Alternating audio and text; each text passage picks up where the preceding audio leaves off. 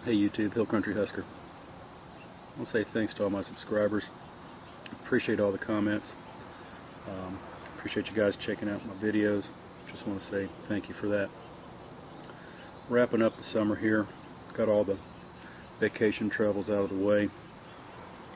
Was able to spend some time in the great state of Oklahoma.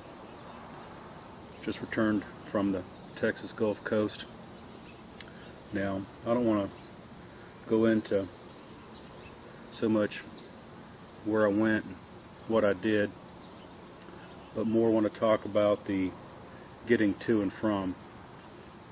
I've driven in my lifetime quite a bit on the highways and interstates of this country, all across the deep south, the Midwest, Rocky Mountains, Eastern, American Southwest.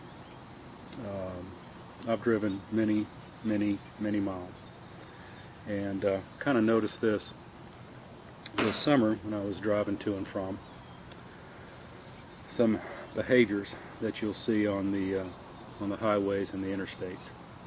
Now, understand, I am not an over-the-road truck driver, never have been. I have a lot of respect for those that are. I have a lot of respect for the big rigs on the highways. Down here in Texas, on the interstate system, there are a lot of big trucks, especially down here in South Texas with the Eagle Ford Shell exploration going on.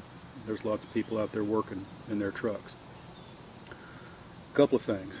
First off, when you're tootling down the highway, interstate, and you're getting up around 70-75 miles an hour. Down here in Texas, they just recently increased the speed limit in some stretches to 75 miles an hour. I want to make a comment to those people that pull out onto the interstate and they're not doing the speed limit. A lot of times you'll see it's Aunt Thelma out running to the grocery store with Cousin Sue, and they'll enter onto the interstate doing maybe 50 miles an hour, maybe 55, just oblivious to everything around them. Now you've got these guys out there working for a living. You've got people traveling that have been driving down the interstate at 70-75 miles an hour, going with the flow of traffic. And so my point here is if you're one of these locals who happen to get up on the interstate to get off at the next exit, I think everybody would appreciate it if you would at least go the speed limit or take the feeder road. Okay. Now, secondly, those of us that are running down the interstate at 70-75 miles an hour, we need to be aware that not always are you going to find the speed limits through some of these incorporated areas are going to be that fast.